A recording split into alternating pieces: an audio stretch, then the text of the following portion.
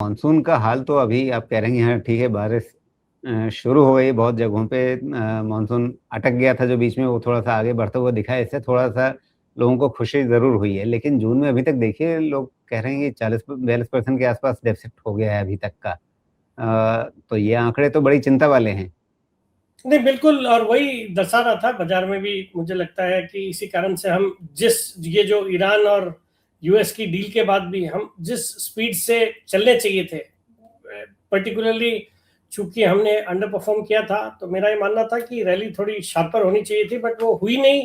तो हमने मोरलेस इसी को ज़्यादा तवज्जो दिया कि मानसून भी काफ़ी कम होने जा रहा है, और उसका असर हमने पूरे बाजार में ही देखा। और अब जब आया है तो मुझे लगता है, बोलते हैं ना कि जब न्यूज़ आ गई तो उसके बाद उसका एक इम्पैक्ट कम होता है।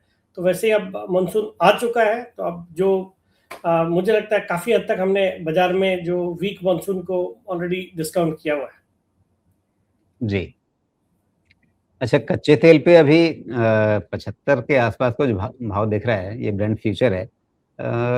इसमें क्या ये भाव जो हैं वो आपको भारतीय बाज़ार को राहत देने के लिए और उत्साहित करने के लिए काफ़ी हैं, या अभी आपको लगता है कि ये थोड़े और नीचे आएँगे और हमारा जोश और बढ़ेगा अभी? नहीं, मुझे लगता है ये थोड़े और नीचे आने चाहिए। अभी भी कुछ-कुछ अटकलें या कुछ-कुछ चिंताएँ हैं दोनों के बीच में। बट आज मैं कोई कहीं पे न्यूज़ देख रहा था कि ऐसे भी सुनने में आ रहा है कि भारत की ईरान के साथ भी एक डील पे बात चल रही है, जहाँ पे ईरान भारत को 25-26% सस्ता क्रूड दे सकता है। तो अगर वैसा कुछ होता है तो डेफ़िनेटली हमारे इकोनॉमी के लिए, हमारे ऑयल मार्केटिंग कंपनीज़ के लिए बड़ा पॉज़िटिव होगा। तो वो डेफिनेटली है। और बाकी मुझे लगता है अपने आप से भी ये $75 वाला क्रूड, अगर चीज़ें और उलझती नहीं है, तो ये ग्रेजुअली ये 65 तक भी आ सकता है, and that should be pretty positive for us. जी। देखिए, जब 90-85 से ये 75-80 के बीच में आया तो बाज़ार हमारा 22-23 से 24 की तरफ आ गया। अगर ये 75 से 65 की तरफ जाएगा तो फिर निफ्टी के लिए क्या उम्मीद करें? देखिए राजेश जी, मैं तो आपको पता ही है कि मेरा बाजार पे व्यू बुलिश ही रहता है। बीच-बीच में इंटरमिटेंट करेक्शंस डेफिनेटली बाजार में आते हैं, बट हमेशा यही कहता हूँ, निफ्टी हो या इंसान, अल्टीमेटली ऊपर ही जाना है। आपको खाली अपनी सेहत को संभालना, आप पहले ऊपर मत जाना।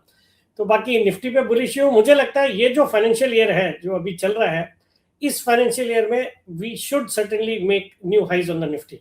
तो मैं तो बाजार पे पॉजिटिव हूँ, और चीज़ें ठीक हो रही है। कोई सेक्टर आपको निकालने पड़ेंगे जो परफॉर्म करेंगे, बट ओवरऑल मुझे लगता है we are headed for a new life high on the Nifty in this financial year. जी। तो आज की चर्चा का एक मुख्य बिंदु ये कि हमें इस साल या वित्त वर्ष में? इस वित्त वर्ष में अप टू मार्च वित्त ऑफ वर्ष में आपको नए हाईज़ देखने को मिलेंगे, यानी 26,300 के ऊपर निफ्टी। निफ्टी पहुँचता हुआ दिखेगा अभी हमें। तो मामला कितना पहुँचा? लगभग 10% के आसपास की यहाँ से चाल बनेगी। उसका हाँ, हाँ। फ़ायदा कौन से सेक्टर्स ज़्यादा उठाएँगे? देखिए, हर जो तेजी होती है उसमें पुराने सेक्टर्स चलते नहीं है। तो एक तो आईटी थोड़ा मुझे लगता है थोड़ा अवॉइड कर सकते हैं। मतलब इसी साल अंडर परफॉर्म करेगा। मतलब आईटी भी जब अगर निफ्टी वापस से नए हाई करेगा तो आईटी भी थोड़ा यहाँ से ठीक हो सकता है। वैल्यूएशन जैसे मैंने कहा बहुत अच्छे लग रहे हैं, और हो सकता है फंड्स के रडार पे रहेंगे आईटी स्टॉक्स, और वहाँ पे वो खरीदारी करें।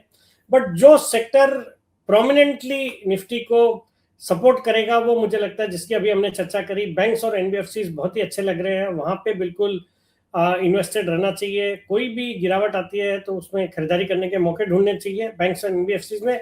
बाकी कई सारे और साइड वाले सेक्टर्स हैं, जैसे अगर क्रूड कम होता है, क्रूड के प्राइसेस वीक होते हैं, तो मुझे लगता है oil marketing companies would do well. फिर आपके बाकी भी जो क्रूड जहाँ पे काफ़ी बड़ा प्रोपोर्शन ऑफ कॉस्ट होता है, जैसे हम बातें करते हैं एयरलाइन स्टॉक्स की, या आपके पेंट स्टॉक्स की, टायर स्टॉक्स की, दे कुड डू वेल। फिर मुझे लगता है ये पावर वाला जो सेक्टर है, इस पे मैं थोड़े लंबे पीरियड के लिए भी बुलिश हूँ। मुझे लगता है जिस तरह से डेटा सेंटर पे सरकार का भी फोकस है और डेटा सेंटर सेटअप हो रहे हैं, मुझे लगता है power could be great story from 2 to 3 years perspective. तो पावर स्टॉक्स भी अच्छा करने चाहिए। तो ये सब सेक्टर्स, और जो ये इमर्जिंग सेक्टर्स है जैसे आर्टिफिशियल इंटेलिजेंस, हालांकि डायरेक्ट प्ले कोई नहीं है, बट मुझे लगता है प्योर एआई वाली कंपनियां या फिर डेटा सेंटर वाली कंपनियां दे कुड डू वेल। तो मुझे लगता है उस लिहाज से इस बाजार को प्ले करना चाहिए।